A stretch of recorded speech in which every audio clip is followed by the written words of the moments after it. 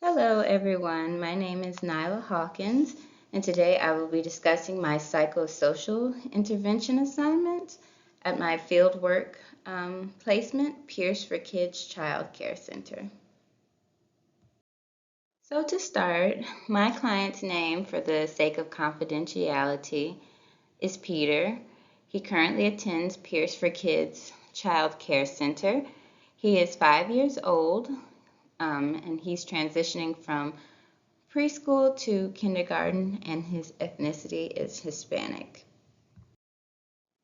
So, to give you a little bit more background about my client, his professional team currently consists of an occupational therapist, a speech therapist, and a special education teacher. Some of the concerns for Peter are decreased cognitive skills, decreased sustained attention, and decreased motor coordination. He often tends to struggle with handwriting and tabletop activities at school because he has challenges using pencils, materials, and other tools that are provided to him at school. As I stated before, or mentioned before, his fine motor skills and dexterity um, are poor and not where it should be for a child his age. It's difficult for Peter to participate appropriately in gross motor activities such as the gym or the playground. This could be related to his challenges in balance, bilateral coordination, and motor planning, as well as body awareness. So the focus of analysis would be classroom activities, that self-regulation and social engagement with his peers. So now we will talk about intervention for Peter. So what I have listed here is a school-based intervention plan given his age, using evidence-based strategies to support Peter's occupational participation and providing OT in the classroom for 20 minutes twice each week, which I think his current OT is currently doing. So, as I mentioned before, he struggles with completing handwriting and tabletop activities that his teacher has him and his classmates doing every morning. So, I think Peter would benefit from an intervention that might include the practice of, you know, gradually mixing colorful objects, introducing sensory soothing techniques, to get that exposure, to different colors while he's learning at the same time, and teaching calming thoughts and relaxation skills. I think that ultimately this intervention plan will enable him to effectively manage his responses and provide him with tools to maintain emotional stability for in the future. In addition to that, I think that his family would also benefit from this intervention by becoming more understanding and taking and supporting him, which they are already doing, um, without accommodating to his possible anxiety or negatively like reacting to symptoms of sensory dysregulation. So to continue from the previous slide, I listed interventions that are more detailed that I think Peter could benefit from. So although we haven't learned about this first intervention yet, the Ayers sensory integration, basically it's an intervention with a focus on improving sensory motor challenges that affect Peter's occupational participation across home, school, and other community contexts.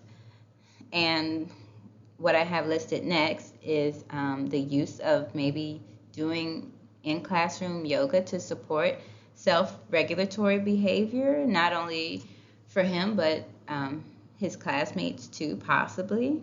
And the use of social stories to increase desired behaviors, which has been thoroughly researched and in case you don't know what a social story is, it's a simple story that describes a social situation and the appropriate way to act in that situation. So the story can teach kids about a certain event, like their first trip to the dentist. It could teach them about skills such as sharing, or a topic such as, or for example, how everybody is different.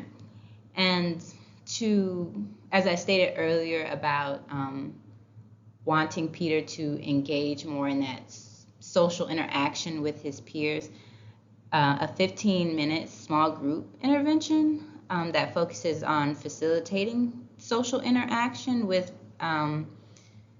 maybe his speech therapist or his primary teacher and some peers that he's close with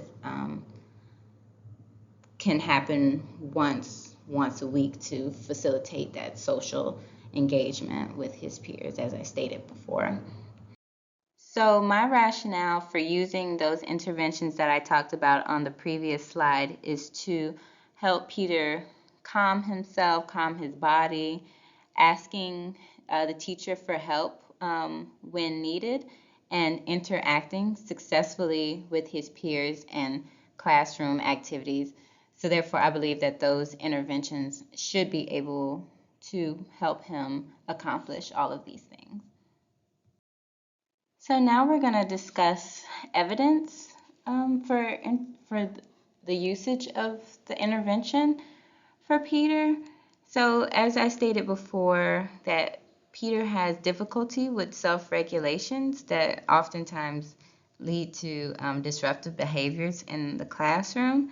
So his challenges in self-regulation may be related to his problems with processing sensory information, and also too that I stated before, that he has difficulty with handwriting. So oftentimes he won't want to do those tabletop learning activities because as I've seen before, he has some postural issues, which makes it difficult for him to maintain a stable sitting position for a longer period of time, or it may be an attempt for him to escape from those fine motor activities, which, as I stated before, are difficult for him. So the Ayers sensory integration intervention could possibly help all of those issues. And here I just wanted to list possible goals for Peter, such as him demonstrating improved ability to initiate and engage in social appropriate interaction with his peers, and enhancing his preparation for handwriting and participation in the classroom activities in school, especially because he's going to be transitioning into kindergarten as of August. And lastly, here are my references, and thank you all for watching my video.